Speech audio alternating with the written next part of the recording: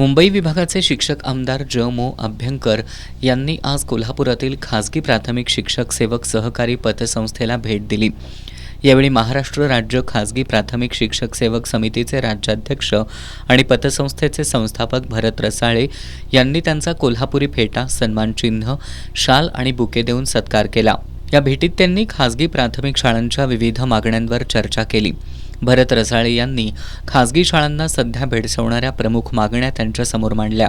यामध्ये राज्यातील खासगी प्राथमिक शाळांच्या मुख्याध्यापकांना अर्जित रजेच्या रोखीकरणाचा लाभ मिळाला पाहिजे, वैद्यकीय बिलांची 100% रक्कम राज्य शासनाकडून मिळावी, शाळांना वेतनेतर अनुदान मिळावं, टीईटी रद्द करावी, संच मान्यता त्रुटी दूर कराव्यात आणि शिक्षक भरती करावी या प्रमुख मागण्यांसह इतर 18 मागण्यांचं निवेदन त्यांना देण्यात आलं।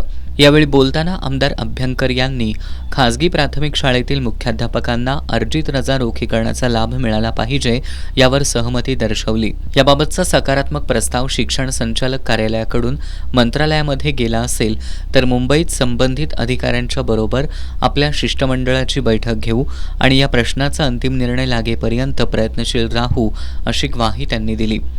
चेअरमन साताप्पा कासार यांनी नंतर संस्थेच्या प्रगतीचा आढावा सादर केला।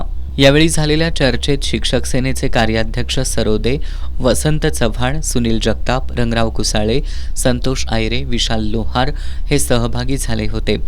यावेळी संचालक सर्जेराव नाईक, महादेव डावरे, रोहिणी एडगे, वर्षाराणी वायदंडे, अरुण गोते, राजेंद्र कोरे, कृष्णात चौगुले, संभाजी सुतार, दशरथ कांबळे, चंद्रकांत वाकरेकर, शिवाजी सोनाळकर, व्यवस्थापक सदाशिव साळवी यांच्यासह संघटनेचे पदाधिकारी, कार्यकर्ते, पतसंस्थेचे अधिकारी आणि स्टाफ उपस्थित होता।